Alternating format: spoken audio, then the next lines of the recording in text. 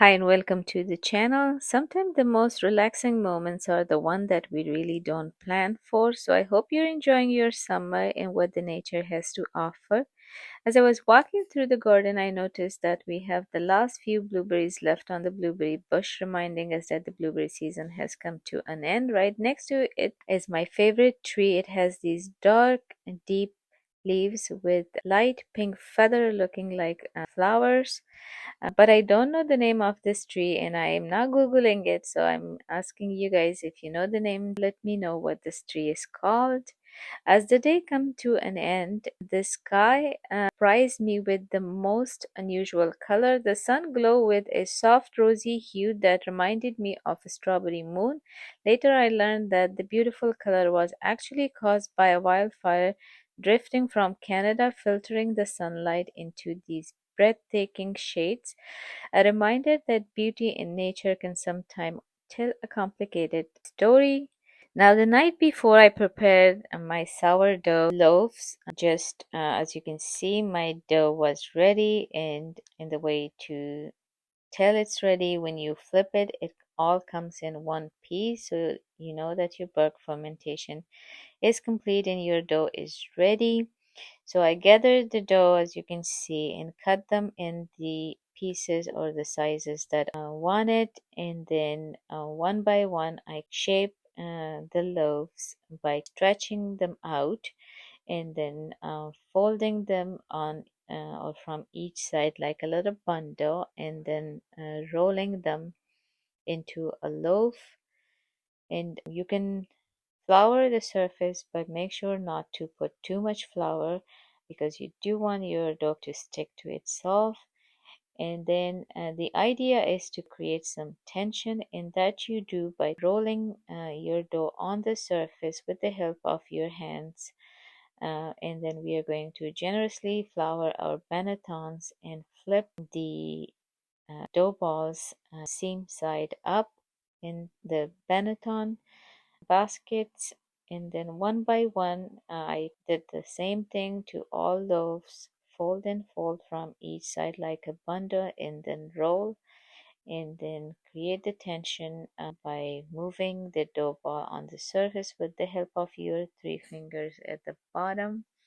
And you want to be careful at this point not to break the surface. Now, the night after, which was night, I was ready to bake the loaves. As you can see, they have risen nicely and are ready to be baked. So for that, I flipped the dough on the surface that I wanted it, and then sprinkle a little bit of flour. And you can use whole wheat flour or rice flour. And this is to help create those beautiful design. You don't really need to do that. So the first thing I do, I create my expansion score, and you do want this to be a little deeper than the other designs or the scores that you make for designs.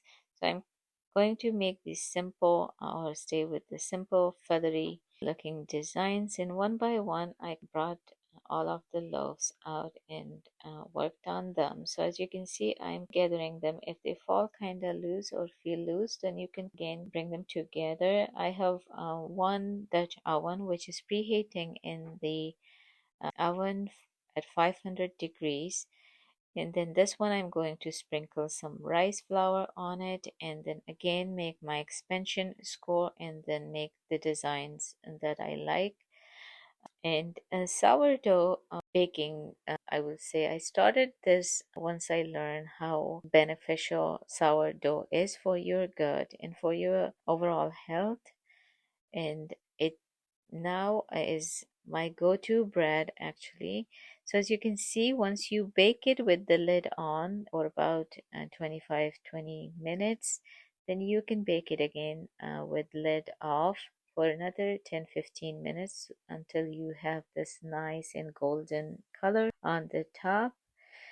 And as for as scoring, you can make any designs you like. It's really up to you and your liking. There is no right and wrong. And I will tell you that any cut you make on the sourdough will turn into a piece of art. And I will show you once all of the loaves are ready. So as you can see, The very simple design that took really close to no time looks so beautiful with the little sprinkle of the rice flour and the whole wheat flour. And you can tell the difference because the whole wheat flour can be patchy, but the rice flour spreads quite nicely because of the fineness of the flour.